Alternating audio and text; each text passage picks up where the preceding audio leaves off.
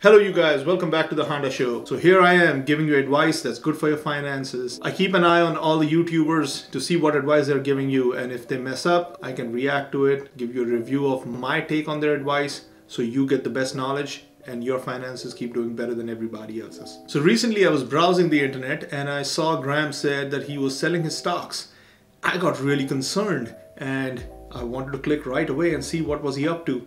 If he was up to any good for himself, and if I could save him or you from his advice or his actions. So as I had suspected, Graham was up to no good. He had already sold the stocks. He wasn't selling it, he had sold it. It was at that very moment when I saw his video completely, I resolved to make a video on it so I could save humanity from all these mistakes. So grab yourself a drink, sit down, listen to every word I say. It will help you. Your grandkids will thank you for it. Let's get down to brass tacks. What's up, you guys? It's Graham here, and the time has come for me to sell. This is after we've seen one of the strongest stock market recoveries in recent history. The S&P 500, the NASDAQ, and the Dow is all trading near its all-time high, but now it's beginning to make some sense to cash out. Now, I know I've always been telling people to do the opposite of that, and to instead just buy and hold your investments regardless of what they do. And I almost never sell anything, but this time is different. And hopefully by the end of the video, you're going to understand my reasoning. And then maybe you might do the same if you agree with what I have to say. So right off the bat, I will tell you, don't sell anything you have unless you know you've made a mistake. I know 2021 might be a very interesting year. We might have hiccups in the economy because of all the unemployed people that we have, the businesses suffering. So stocks might go up and down, but they are not going to touch the March lows. The stocks will keep going up with the kind of deficits that we have, the kind of stimulus that we have. So right off the bat, let me tell you, don't sell nothing. About a year ago, I made it a goal to begin diversifying my portfolio. Prior to then, even though I was investing in index funds and individual stocks, I was pretty much all in on real estate. And even though that had been a really solid investment for me, I knew at a certain point it would be the smart thing to do to become more balanced and start placing a bigger emphasis elsewhere. Well, shortly after, in March of 2020, the stock market just totally collapsed at a time where I was holding on to a lot of cash. So at the time, I was hoping to buy an office space nearby to use as a YouTube studio, but once everything shut down and the market just went into a free fall, I started dumping money into the stock market as a way to diversify. Now, from a cash perspective, I invested about 60% of my money into index funds, encompassing the S&P 500, the total stock market, and international stocks. That's too much diversification. You don't need S&P 500, the total stock market, and international stocks. All you need is S&P 500. That's enough diversification. I can go on and on it. There's a lot of research that proves it, but take my word for it now. S&P 500, that's more than enough because those companies have enough international exposure. More than 50-60% of their earnings come from outside. So that's international exposure for you. In fact, if you look at the Dow and S&P 500, they have given about the same returns. And S&P 500 has 500 companies, Dow has 30 companies. So you don't need more diversification than even 30, but let's just say to be comfortable and to be able to sleep at night better, let's diversify to 500 companies. And that's enough. You don't need more diversification than that. Stocks. And then the remaining 40% was invested into 30 really hard-hit companies that I felt had a really good chance to recover once all of this was over. S&P 500, total stock exchange, international stocks, and then he invested in 30 individual stocks. It's just a waste of time, waste of endeavor. He should actually come up with a video saying if he had invested everything in S&P 500 and what return did he get following what he did. And we can compare that. Some of these included restaurants, airlines, and hotels, among some of the other heavy hitters like Disney, American Express, banks, and... Let me tell you off the bat, never invest in airlines. Airlines is the lousiest business you can ever invest in. I know some of you made a lot of money during the March lows. The stocks were really low, you bought stuff and you made some money, but that's really short term. I usually look at things with a long-term perspective. So if you are in a business with a long-term thought, airlines is the worst thing you can do. Last couple of years, even Warren Buffett accumulated a huge position in airlines, and I was following him and I read a bunch of articles regarding should I invest in airlines, should I not invest in airlines, but I've read so many articles of Buffett himself disparaging airlines, and this time Buffett believed it was different and he himself went in for airlines and he burnt his fingers real bad. But God was kind to me. I had better judgment. Even when Buffett was accumulating airlines, I kept my independent thinking hat, didn't just follow him because he was doing it. And I did not invest in any airlines, so I did not lose any money. Lucky me. But just to let you know, Airlines, they have an extremely bad business model. I'm not going to make this video about airlines, but stay away from them. To have independent thinking, I've learned this the hard way. There was this hedge fund guy I followed into a company called Horsehead. This was the second or third investing. So there's this method of investing called cloning, in which you follow the big guys and see what picks they're making, and you make your bets accordingly. And so this was a bad time for metal stocks. This was about 3 or 4 years back. All the commodities were going down. And this hedge fund guy invested big time money into Horsehead. It was a zinc company based in Pennsylvania, and then they were making a plant in North Carolina. And I invested $20,000 on it. I lost all $20,000 in about 2 weeks time or 3 weeks time. And that's when I realized that you can't just follow nobody. You need to have your independent thinking. You can observe, take advice from the smartest people on earth, but at the end of the day, you are calling the shots. You're the one who's responsible. So that's how I learned it. I would rarely add any more than that initial amount to that individual stock market position unless it was a unique occasion. But every week over these last 10 months, I've been plowing a lot of money into the S&P 500 as a way to somewhat balance out what I have invested in real estate. And to my amazement, that individual stock market position in my portfolio ended up seeing some really wild returns. That initial 40% has now grown to well over half of my overall portfolio, as some of those companies have doubled and even tripled in value. But I'll be honest with everybody, not everything I picked did well. My two biggest losers this year were in oil, namely BP and Exxon, who despite their best efforts could not manage to turn a profit. And then I'm not sure why Graham is judging the oil majors so early. He just invested in them 8 months back, 9 months back, and oil prices are still very low. They are 47, 48 today, I believe. In the next 2-3 years, oil prices are expected to be in 60s, and when that happens, the stock prices will improve. So the first video I published on YouTube on October 10th, it's a funny video. I'm not making good eye contact with the camera and this and that, but I said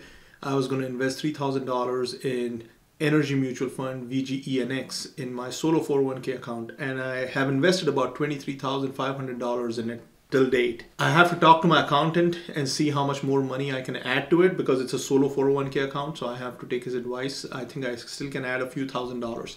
If energy stays this low in 2021 or lower, I think I might even add 30,000 more next year.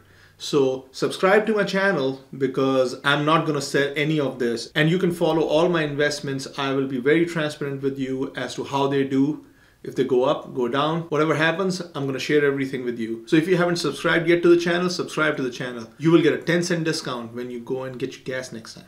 And that one is kind of funny too, because I've always talked in the channel about how much I hate Wells Fargo. I refuse to use them, and I just think they're a horrible company. But when there's I'm not sure why he's saying that he hates Wells Fargo, because everybody seems to hate Wells Fargo. I think they just want to be politically correct, because when it comes to investing money, he's right at it. He's putting money in it. So I'm not sure how much he hates them. So financials and energy are in pretty bad situation this year. They're the worst performing sectors. I don't know why is he judging them so early in the game.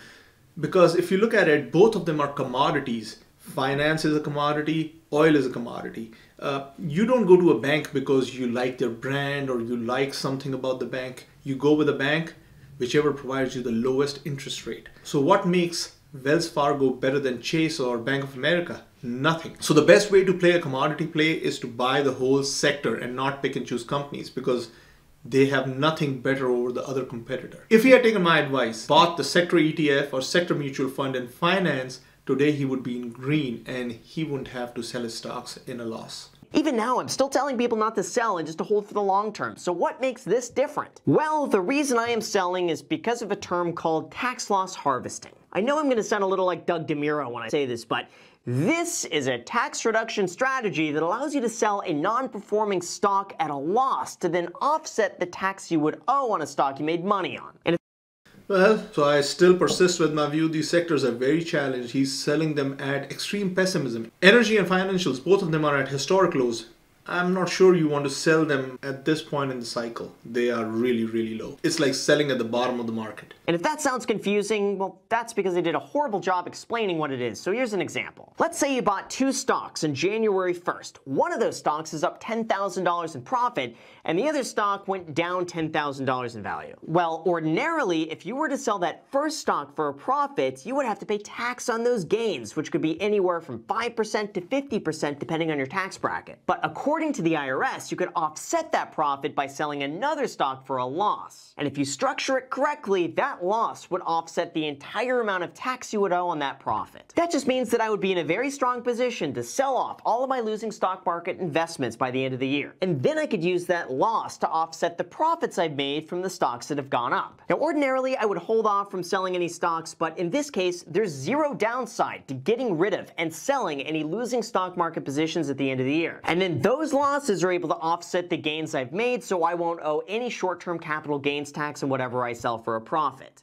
I mean, if you've bought good companies at the bottom of the market, you need to give them 2, 3 years, 4 years to come out of that cycle, to come out of the bottom of the market. Sometimes even longer. Why would you sell them? It's not a good strategy. And you made some money, you write it off against some losses. What exactly have you made? There's zero downside to getting rid of and selling any losing stock market positions at the end of the year. And then those losses are able to offset the gains I've made, so I won't owe any short-term capital gains tax on whatever I sell for a profit. At the very least, I'll be able to raise my tax basis so I owe less money in the future. And at the very most, I've just made a tax-free profit. Doing this is an incredibly common tax strategy that a lot of investors utilize at the end of each year. And if you have any losing... So just so you don't have to go through all this, just remember this. Do not buy individual stocks in a commoditized sector. You only buy individual stocks of companies which have products that strongly associate with some kind of brand like Tesla, Apple. You can differentiate those companies from some other company. Even then, stock picking is hard, but in a commoditized sector, just buy the whole sector when it's down. Positions that would potentially offset your profits, then it's worth it to structure these in such a way to reduce your taxable gain. In my case, for an example, maybe I could take a $20,000 loss. I don't think if you're writing some profits off of some losses to reduce your taxes, you can use the word profits. You can just say, I evened out. I didn't make any profits.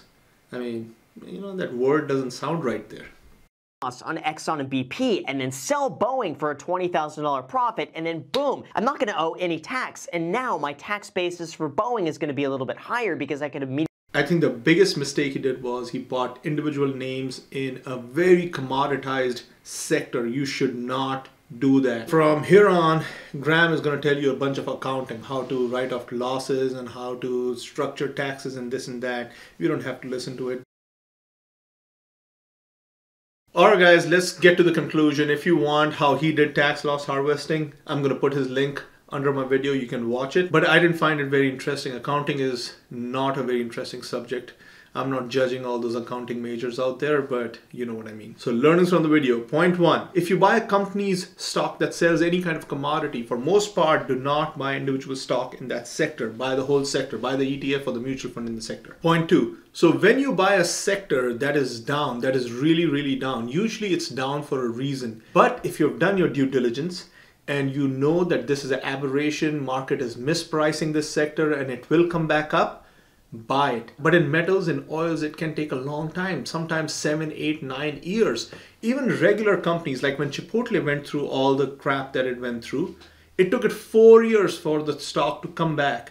So it can take a long time. Don't throw in your towel at the end of the year after 9 months like Graham is doing it here. Give your investments time to mature when you buy them at the bottom. Point 3, investing is not a game. I know there is so much temptation out there with zero commissions on trading. It feels like a game, but it's not a game.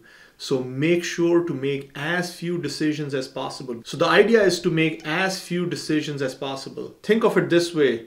Buffett puts it really nice. Think that you have a card and you punch a hole in it every time you make investment decisions. And you can only punch 20 holes in your lifetime. So every time you make a decision, so you don't buy 30 stocks, S&P 500, total stock exchange, international stocks. That's 34 decisions. You have to make 34 decisions to buy. And then if he's selling some of them, making 6 or 7 decisions, 10 decisions at the end of the year. That's too many decisions. You don't want to make that. Point 4, the Fed has already come on record and said that they will be keeping interest rates at 0 till 2023. So you don't really have an option. You have to keep buying assets, because what are you going to do? And the asset prices will keep growing up because people have nowhere else to go. So guys, you got the 4 points, you got the conclusions. Make sure you use them in your investing journey and you don't lose money and you make money.